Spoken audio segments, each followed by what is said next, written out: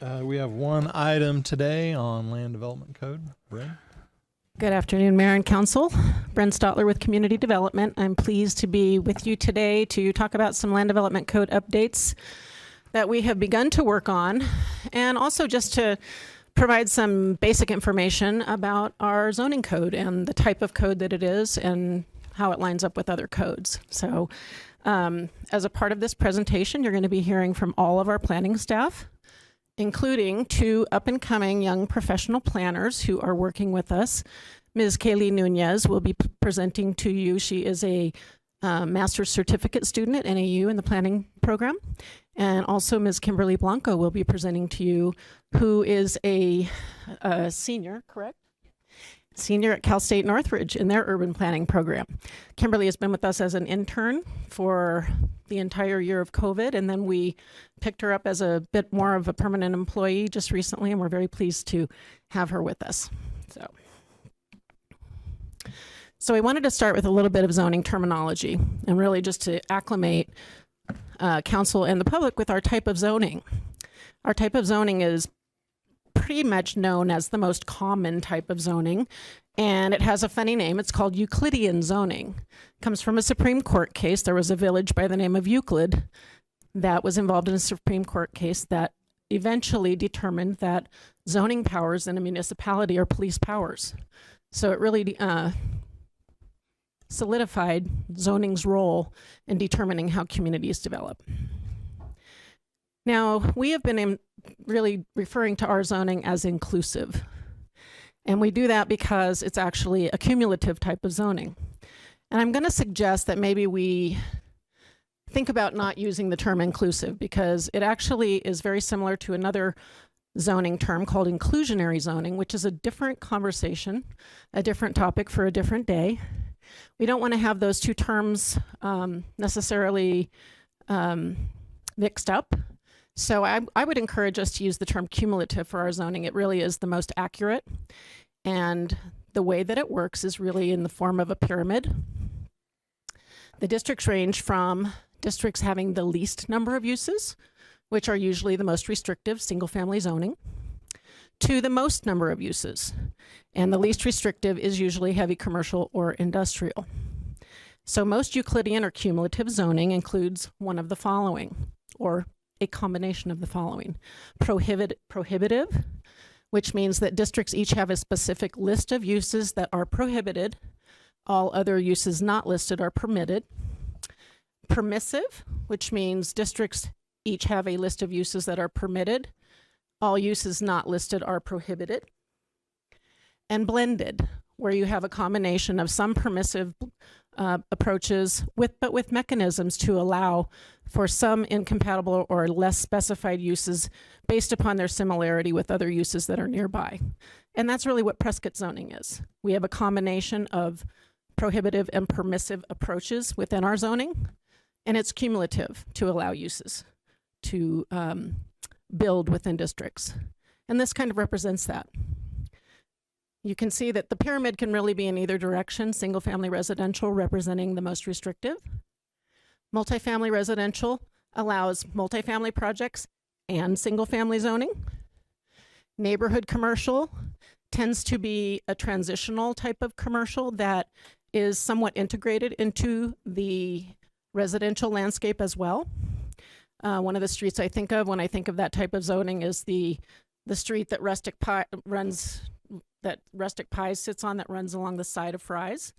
That represents kind of a mixture of multifamily, single-family residential, and other commercial uses.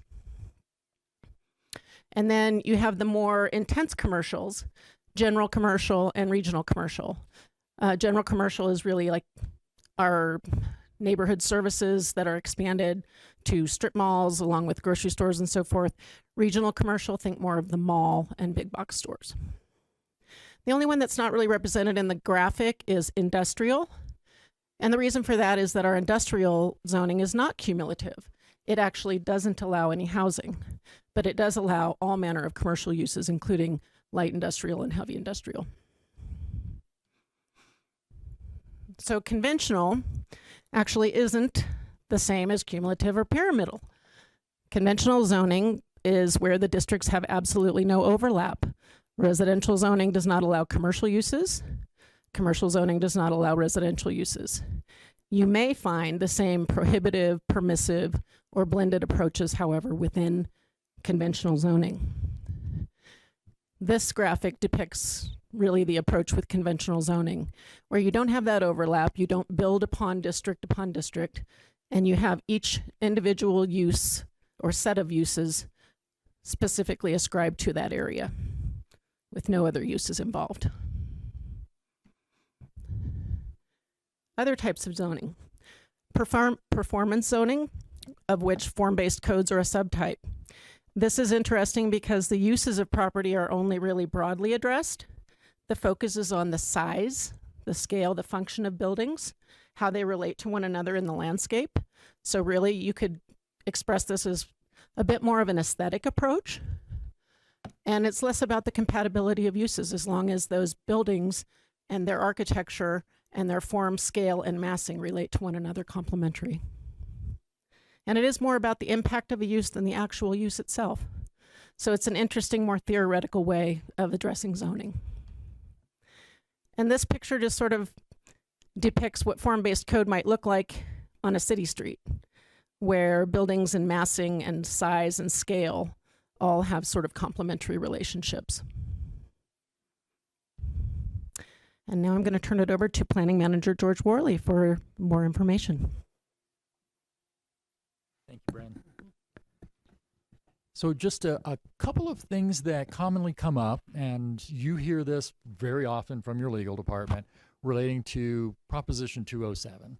It's actually part of the Arizona Revised Statutes. It's in Article 12, Section 1134 in the statutes, and it's a little better if we refer to the statute. So you'll probably see us refer to statutes in staff reports, but we may say Prop 207 when we're talking to you. The problem with that is propositions get recycled, and the latest version of Prop 207 legalized recreational marijuana. So we don't want to confuse things when we're talking about zoning matters.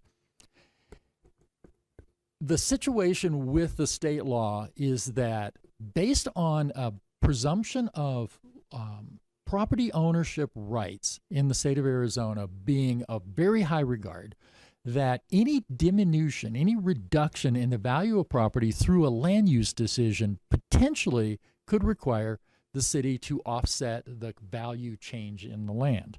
And that's something that we as planning staff take into consideration, often in concert with our legal department, whenever we're bringing anything forward to you, especially if it's something that's relating to changing the permitted uses of ground, of the land. That can be a rezoning. And interestingly enough, as part of our rezoning application, a private property owner has to sign a waiver saying that he won't use Proposition 207 against us because he asked for the rezoning. State law allows you to adversely rezone persons, though, and in those circumstances, which are extremely rare here, we just don't go out and rezone other people's property without their permission. If we did, we would be subject to Prop 207 considerations during that process. We would want to make sure that we understood it. So it's just something you will hear come up from us over time associated with various projects that come forward. We just wanted to bring it out there and point out that we'll be referencing the statute in our staff reports, but probably say Prop 207 in our verbal presentations. So, George, can I ask a question? Certainly. If, in fact, someone bought a piece of property with a certain zoning, or they had rezoned to current zoning, what would be the effect of all of a sudden saying, well, we're going to look at your zoning differently? It's a very broad question. So potentially, depending on how you look at their zoning, you could remove uses that they could consider of value, and then you might expose us to a Prop 207. It's very, very individual. Individual circumstances are going to control. Each individual topic will probably have a very thorough review by our legal department and planning staff's part of its review before we ever get to a point of bringing anything to you that could potentially do that. Okay. Hopefully that answered the question. Yeah, sort of. Thank you. So just to clarify, I'm making sure I'm catching this, and maybe the rest of us are catching it as well. If someone owns a piece of property, it's zoned a certain way, and we say, we really don't want X to go on there, so we change the zoning, that person feels that their property is being devalued, that opens the city to liability, potential lawsuit. There is a potential there that they could pursue a Prop 207 claim against us. A potential. Thank you. So the next topic is more specific. LED lighting. LEDs are light-emitting diodes. They're extremely energy efficient compared to older types of lighting sources, even fluorescent bulbs. LED lights are the most common application of outdoor lighting we've seen in the last 2 years. Almost everyone who comes in with outdoor lighting is using LEDs. They're often using them indoors as well, but under our current code, most of the outdoor lighting is controlled for the protection of night skies. So the dark sky requirements within the lighting code affect how bright lights can be. We have adapted through a policy the use of LEDs in certain ranges, and they're called color temperature ranges. So you'll see the 2700K, 3300K numbers at the bottom. That's a temperature of the light. It's a little hard to explain, but I have a book 4 inches thick if you want to borrow it to find out how that actually works. The city's current code says you're allowed to have certain types of light. All of them are of some form of incandescence. They're not LEDs. LEDs were not a thing when we wrote the Land Development Code, and really not a thing in outdoor lighting until the last 5 years. This would be an amendment to our section 6.11 dealing with LEDs and allowing them specifically rather than by policy, and setting limitations specifically rather than by policy of what color spectrum those lights can be. And that's the intent of this section. It allows for very high energy savings lighting to go in our community, but it keeps the scale down to the yellow end, which is much more natural to human eyesight. It's also much less impactful on the night sky. So that will be something you see coming forward. Again, it seems minor, but it's actually a big deal for development right now. No one wants to spend hundreds of thousands of dollars on high pressure or low pressure sodium lights, which is what you traditionally saw as street lighting. They're going to LEDs. In fact, our street lighting will probably go to LEDs if it's not started already. So that one's a pretty straightforward one. The idea, keep the light scale in the warm end. It makes it for a much better situation with our night sky rules and blending in with the other lighting in town. So I'm going to let Tammy DeWitt, our community planner, talk to you a little bit about accessory structures. Thank you. Good afternoon, Council. Tammy DeWitt, Community Planner. One of the code amendments that we've been looking at over the last year is in regards to accessory structures. We've been listening to the citizens and that people who have the larger parcels, and we're focusing more on the parcels that are 1 acre or larger in the single family 35 density and the RE-2 zoning, which RE2 is 2 acre minimum lot sizes. So right now, you are allowed a maximum square feet of accessory dwellings on your property for detached accessory buildings. It's either 600 square feet or 50% of your primary's livable area. And so when people buy these larger lots, they're wanting to put larger structures, or they have farm animals or something like that. So the next one I'm going to show you kind of relates to this too. So if someone wanted to put a detached garage and they want to put a hay shed and a horse stable and maybe a barn. Well, first off, they're only allowed 3 detached accessory buildings. They're only allowed 600 square feet or 50% of your primary. So if you have a 1,200 square foot house, you're only allowed 600 square feet because it's 50% or 600. If you have a 10,000 square foot house, you're allowed 5,000 square feet of detached accessory buildings, which include guest houses and all the other accessory structures. What we want to bring forward is that because of some people wanting to put more structures on their larger parcels, and that's why they buy these 1 acre or larger, they want to have more amenities on their property for their workshops or their hobbies, is that we take away the square footage allowance and just rely mostly on the percent of lot coverage. So in the SF and I brought my cheat sheet, so I didn't forget. You're allowed 30% maximum lot coverage. So even without the square footage allowance, they're still only allowed to cover 30% of their property with structures, which isn't a lot in an acre. And then in the RE2, you're allowed 20% lot coverage. So I think with the 1 acre or larger, you're still going to have that more open feel and not see a lot of structures and still maintain that rural environment, that why they live there, but it gives them a little bit more flexibility on their property. Question, if I may, Mayor. If you look at that way to be able to add structures, what is the law or to preclude people from using those as Airbnbs or rental properties? So that's a great question. And we are going to touch on that one too. Okay. So for detached accessory structures, which can be a guest house per state statutes, we can't regulate short-term rentals. So under state law, they can rent those out as they could do that now. You can rent out a bedroom in your house. You can rent out your guest house, and we cannot prohibit it.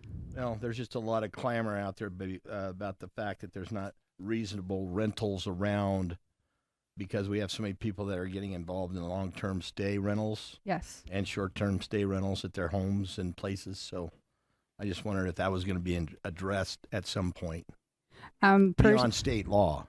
Yeah, per state law, we cannot prohibit the allowance of short-term rentals, but we are going to address that in another section of the code that we're going to bring forward today.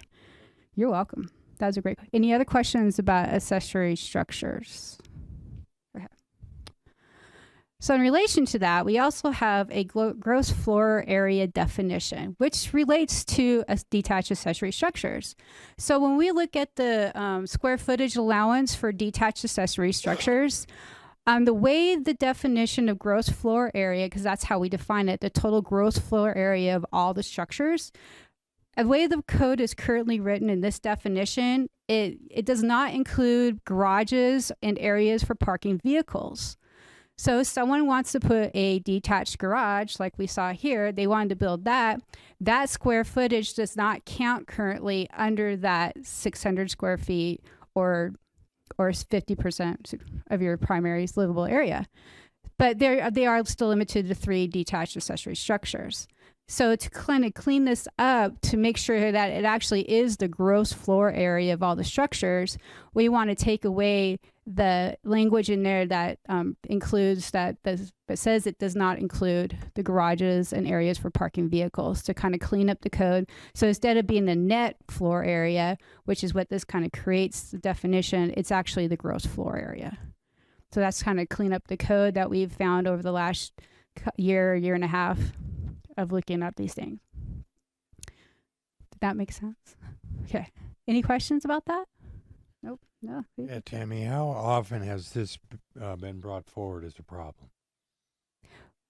Well, we're currently looking at, because when people look at how big or what they can put on their property, so if they want to put a detached garage, we're like, well, you can have 3 detached accessory structures, and you can only do, if this doesn't count towards that square footage for allowed accessory dwellings.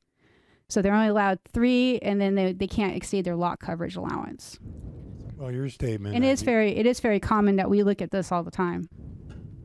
So when they come in to pull a permit to add another accessory structure, you're having these kinds of conversations, and that's limiting them? So the thing that is limiting them is what type of use it's going to be. If it's a storage or an accessory dwelling unit, then they are subject to the size restrictions. If they want to put a detached garage or RV garage or carport, then it doesn't count towards the square footage allowance. But they're still limited to the number of detached accessory buildings and the height and the lot coverage. So if we were to make this change, that would make it easier for the applicant to be able to achieve their expectations, and it would be easier to grant permits for the staff? So the answer to that is yes, especially in concert with the previous topic that Tammy talked to you about. So by changing the requirements on accessory structures under that previous topic and changing this, it grants a lot more flexibility to an individual property owner, especially a large lot property owner, to be able to have larger garage structures and make actually the definitions make some sense. So again, part of our problem today is that we have a net floor area definition that nets the floor area, and we have a gross floor area definition that nets the floor area. So we're trying to correct that at the same time as build on to the previous topic, which is to allow for those larger lots. Okay. I have a question about the role of HOAs and CCRs in relation to these ordinances. What if an HOA has a restriction that says, you know, no RV garages? What do you do then? So the city doesn't enforce HOA rules because we're not a party to it's a private contract. A builder on a piece of property or a property owner on a piece of property is subject to both sets of rules. So they have to get city permission under city rules, and they have to comply with HOA requirements to get HOA approval.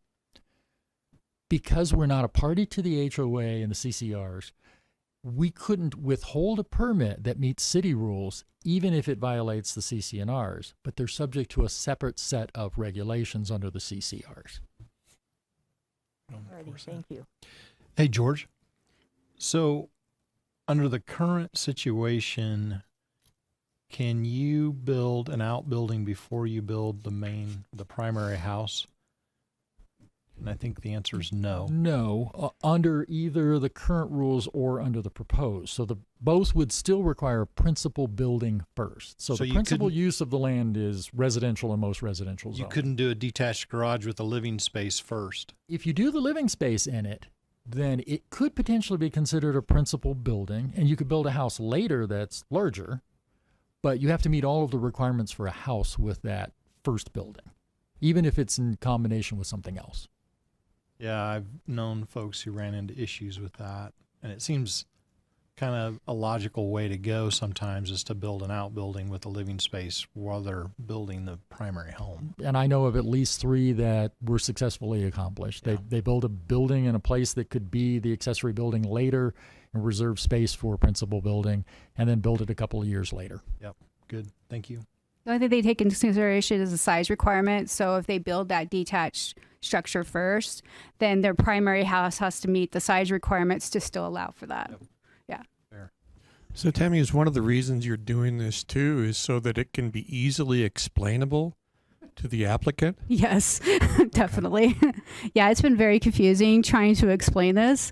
So this will clean it up and make sure actually where it is actually the gross floor area definition, and they'll make it be a lot easier for staff to explain to the citizens. Yes.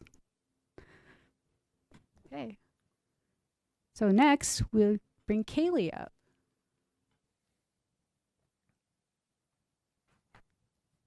Good afternoon, Kaylee Nunez.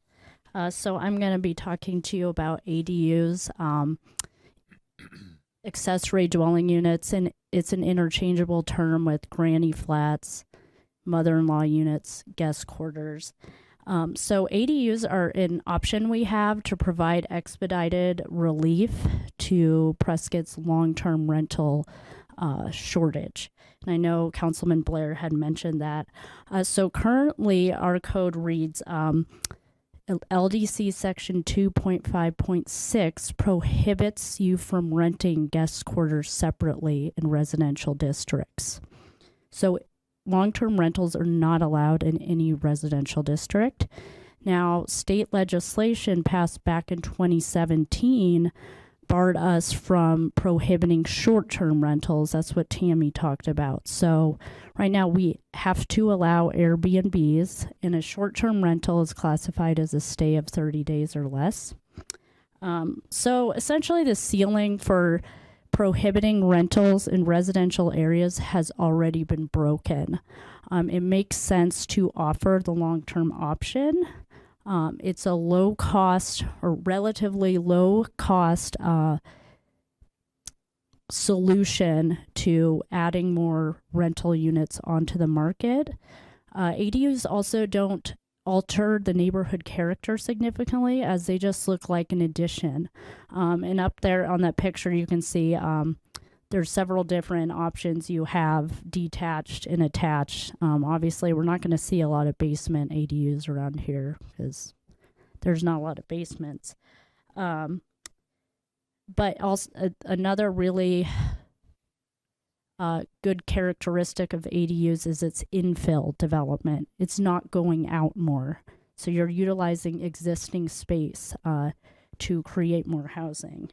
Of course, we can build protections into the code for residential areas. One of the biggest concerns is parking. You know, are we going to have a ton more cars? Well, you could require an off-street parking space. And we can also limit it to 1 unit per residential lot. And we can limit the occupant load if we want to go that far. So, in summary, it's a low risk option the city has to helping with the rental crisis we have here. And I'm open for any questions. Questions, comments from the council? Yeah, I have one. Matt, this may be more of a question for you. Some of the short-term rental consequences that happen in the state were, quite frankly, unpredictable. They thought it would be convenient for some localities, and some cities now have almost wiped out their ability to even hire a staff for their Page. The city of Page is an example of that. There's so many short-term rentals out, there's no way for people to even work there anymore. So if we were to adopt some of these changes, and then we find out that there are unintended consequences, and we wanted to reel it back in, would that trigger a 207 challenge? That's a good question. I'm not the I think once you adopt a new rule, there is a presumption that any change to that land use, because these will be land use rules, could trigger a Prop 207. I think the answer is yes. So we have to think really long, and you can revisit it and change it, but there may be risk there. That's why you really have to ask a lot of questions about how necessary is this. Is it really severely impacting some of our building codes and our ability to support some of these requests? But we have to be real careful to really think long and hard about what if. And then if it turns out that it was an error, then we're kind of handcuffed. It's a potential.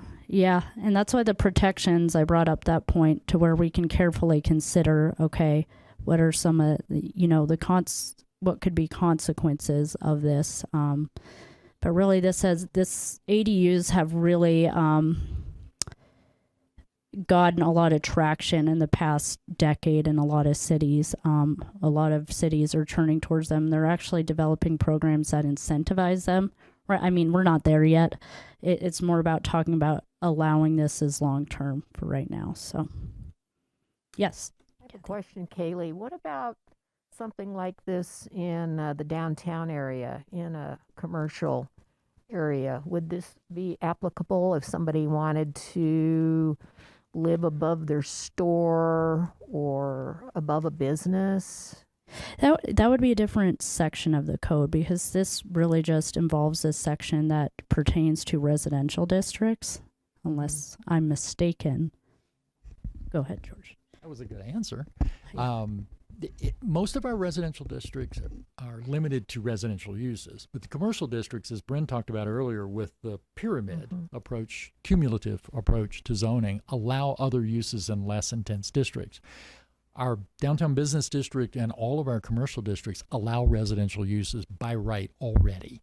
So yes, the answer is someone could build an apartment unit above an existing business in almost any of our commercial zoning districts, and live there under our current zoning. They have building codes and they have fire codes and things like that they have to comply to. But yes, the answer is yes. All righty, thank you. Okay. Any more questions?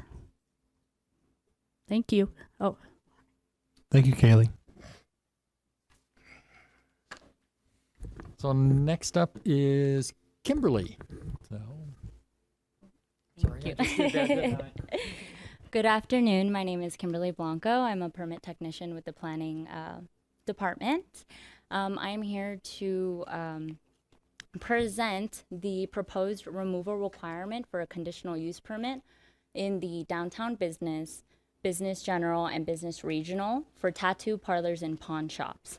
They are currently still allowable in the IT or the industrial transition and industrial light zoning districts. So what it means for a CUP, it's a conditional use permit. It does not prohibit them from being in that space. What it does is allow us to, through the Planning and Zoning Commission, to add any additional restrictions or requirements so it doesn't negatively impact the surrounding area. So this has been adopted since the original code adoption in 1951. The culture of and the method of conducting business for tattoo parlors and pawn shops are now significantly different. They also do have a lot more regulations from the state. And then we are seeing currently in these applications that are coming to us that oftentimes additional conditions are not added. So it's still in a commercial and these uses are not impacting commercial because they do have scheduled appointments. There's not, yeah. So that's where I'm gonna pause. If you have any additional questions, I can answer them. Questions, comments from the council? Councilman Good? Yeah, I know that I've looked at and listened to some of the PAC applications and also some of the reviews with planning and zoning. And sometimes there are concerns about time of day, how late in the evening these will be operating when maybe the strip mall is essentially shut down. And sometimes the neighbors are concerned about those extended hours of operation. So how does a situation like that impact your concerns here? So typically this is for the downtown business, business general, and business regional. Sometimes they do border multifamily or single family residents, but when we do find these, they do appointments typically, and their hours of operation have not been seen to exceed 10 p.m. at most, maybe 11 p.m. So, and if they do, they maybe have one or two customers, whereas the pawn shops haven't really been open that late. They do have more reasonable hours, so it has been deemed that the impact is low. Well, maybe I'm missing something here, but I don't understand what's the concern about making changes here relative to where we currently stand. Yes, I understand. So at this time, any other business that conducts similarly the way that they do not have to go through the CUP process. It's longer, and sometimes it does challenge, and it kind of seems like if you're specifically looking at tattoo parlors or pawn shops traditionally where they're seeing in a negative way and negatively impact the surrounding area, that's not the case any longer because of the additional regulations and how they operate differently with appointments and standards. They still have to go through the general requirements as any other business, but this CUP is an additional barrier. And when we have seen them, conditions usually in the most recent years have not been added. So we go through this process, and at the very end of it, it's usually been determined that there are no additional for timing or parking or any mitigation that would negatively impact the surrounding area. So you're proposing that the CUP additional requirement be removed? Yes, because it does appear to be excessive. In essence, operating pretty much like the other businesses that are in that particular zone. Okay. Yes. I just would like to make a comment that business general is pretty much a catch-all and a hodgepodge, and it includes residential, and it's there's lots zoned business general in Prescott Lakes, and so theoretically, if a tattoo parlor, a pawn shop wanted to set up shop in Prescott Lakes, they could, and they would not even have to get a conditional use permit for that. Technically, that's what it would mean, yes. And would that decrease or increase any public input or transparency as far as the neighbors are concerned? So this removing the CUP process would allow that use by right. So there would not be public, there would not be a public forum. So the neighbors wouldn't be aware of a pawn shop or tattoo parlor going in ahead of time? There'd be no discussion about it with the neighbors and the effect on their property values? Yes, then correct. Mayor, I have a question. Yeah, go ahead. Excuse me. You kept on mentioning the downtown business district, Yes. and I kind of got the idea that this was for the downtown business district, and all of a sudden we're talking about something in a business general in Prescott Lakes. So- Which is it? So this includes all 3 zoning districts, anything commercial. So the only place that these would not be permitted by right is in residential areas. This includes downtown business, business general, and business regional. Well, I think that it would be a little ridiculous for a tattoo parlor to go into Prescott Lakes. I think that if you limited it to business, downtown business, it would be a whole lot easier for us to kind of digest. And so I think that my personal opinion is that if in fact you put restrictions on it for getting rid of this conditional use permit, that it would be a whole lot more palatable to the, certainly me. Yes. And I would like to pose a reminder that this does not prohibit tattoo parlors or pawn shops from going in. This will not prevent them from being there. All this does is add additional restrictions to their operations. Yeah, I mean, I totally understand that. My thing is, if you're going to get rid of the CUP, then get rid of it for downtown business. Okay. Not for, I think if you're going to have a CUP, it certainly would be advantageous to have it if you were putting a pawn shop in Prescott Lakes. Mayor, can I ask a clarification question? Thank you. Our presentation today is just an overview of land development code and then a heads up on some things that may be coming to us in future months, right? We're not debating this and having it come to a vote today, correct? Right. So we No. may not need to have this depth of discussion about this. Is that? No, I think, Councilman, that my whole thing is if you're going to come to us and ask us to vote on it, Sure. then I think that you need to come to us with the most palatable form Question. of what you're asking for. Thank you, and we will take that into consideration. Any other questions, comments? Thank you, Kimberly. Thank you.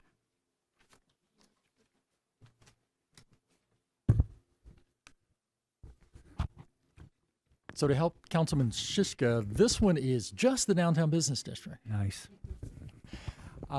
We adopted a new sign code several years ago that changed the way we measure how signage is allowed per business. One of the things that it does is to take the frontage of the business and its setback from the street into account to determine how big of a sign they can have. How large is their sign allowance depends partly on how big the business is and how far away they are from the public. What we found is that most of the downtown businesses, especially along Whiskey Row and some of the other side streets that often have a small frontage, is that their signs calculate to half or less of the average sign that any other business in any other district could get. The average is about 24 square feet for a business sign in most cases, a wall-mounted sign. Obviously, if you get a very large business like Walmart or something like that, you're going to have a much larger sign. In the downtown business district, the business owners and their sign companies that they've hired to create their signage for them have all come to us at various times and said, the minimum's too small. We need a larger sign than 12 and a half square feet, or in some cases 8 square feet, depending on the frontage of the business.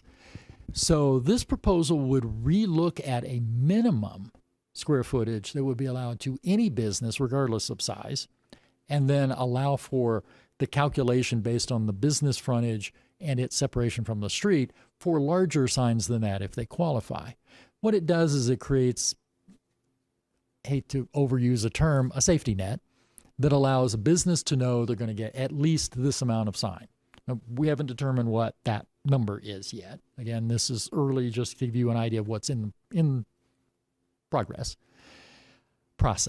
It's not always progress. The idea here is that any business would know that they get a certain size sign.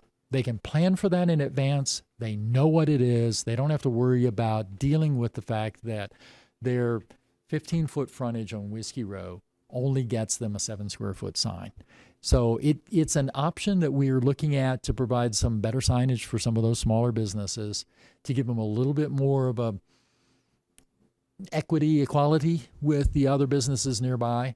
Whiskey Row is especially a problem for that because the businesses all vary in frontage. So this one may have a 7-foot sign. Next door to it gets a 24-square-foot sign.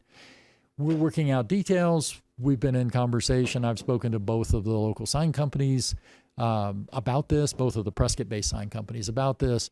We'll bring back something that gives you some options as to particular square footages as a minimum, and then you can determine, do you want to give them a minimum or do we stick to a calculation process for everybody? And that's all that one is. If you have questions, I'd be happy to answer that. I don't think so. This one's a little bit different. So parking in the downtown, again, for Councilman Sischka, we're sticking to downtown. This is one of those things that we put into the Land Development Code with an understanding of trying to protect the historic buildings we have in downtown.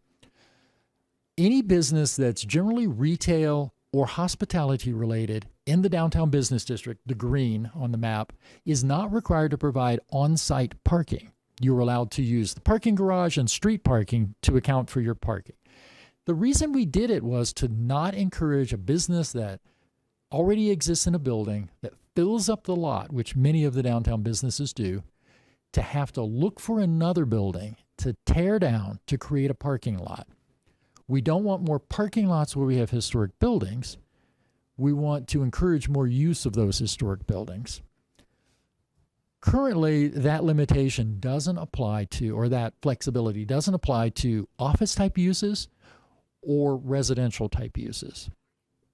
The residential component situation is going to be self-corrective. You really can't create very many residential units without having parking for them. People will only park so far away for a residence. They'll park much further away for a business.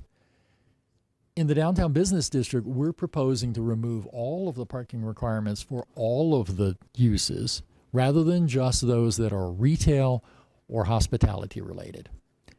It will free up some of the requirements, potentially remove some additional pressure to remove a historic building to provide parking for your downtown condo project, for instance. We've had a discussion with someone who wanted to remove buildings near their proposed site in order to provide the parking that we require. So this is one that we think will further the already started process that the Land Development Code adopted by not requiring on-site parking for retail and hospitality uses. So this one's just a progression of the already started path that we're on. And I'd be happy to answer any questions. Questions, comments? May also have the benefit of providing even more incentive to use the parking garage. George, can you give us some examples? Of a particular use that's come to us? Right, that a business proposal wasn't allowed to proceed, or one that did proceed by tearing down a building that was necessary for parking. We had a proposal a number of years ago for the lot that's next door to the Chamber of Commerce, the vacant lot that we often see food trucks and other things on now, to put a condominium above retail development. The retail portion of the development at the ground level had no parking requirement, but the condominiums above did. They were going to be forced to look for buildings south of them within 300 feet by our code of that location in order to find a spot that they could put the parking in. It would be off-site parking, legal under the code, but again, has to be within 300 feet. And they were looking at businesses basically across the street from City Hall on Cortez because those were the closest ones that were reasonable. They didn't pursue it for several reasons. One was the requirement to acquire additional property to develop. And a similar use almost directly across the street where the barbecue place is under construction now. Similar situation, they were going to have to look for off-site parking to accommodate the development. So we've seen a few examples of them already. We also have heard numerous times that the second floor residential that Councilwoman Rusing brought up is nearly impossible to do in the downtown because we require parking. We require parking on site if you put a condominium above your business. And most of the businesses that would be good for that occupy the entire site.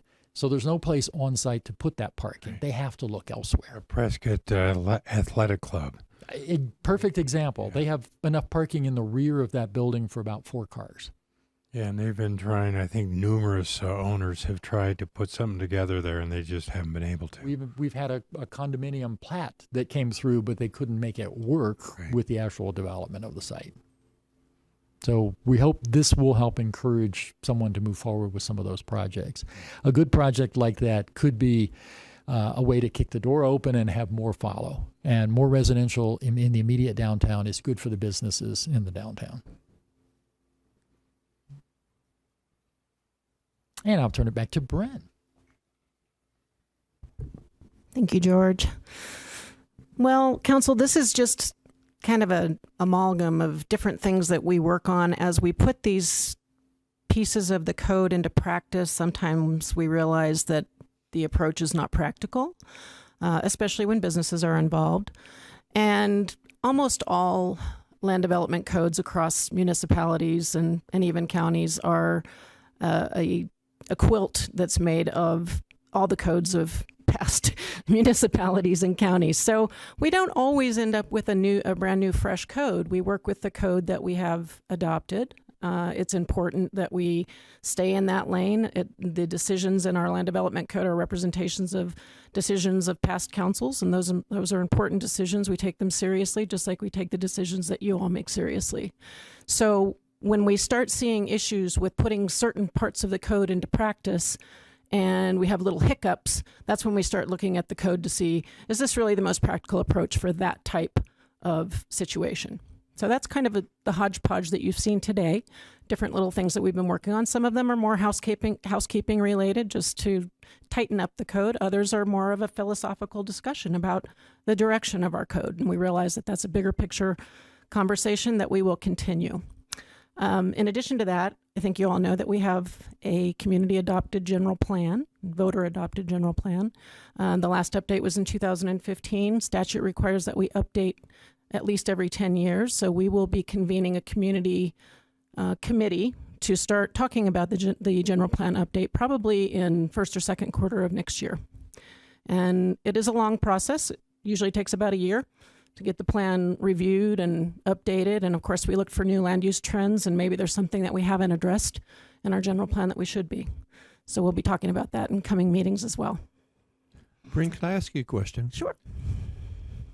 When we get into the residential component of downtown living, and there is no, garage underneath to park in, we're running into a problem of, people are going to be parking there because they're living there, parking out on the street because they're living there, and they may be parking there all day. So have you thought much about how that's going to affect our overall parking situation in the city?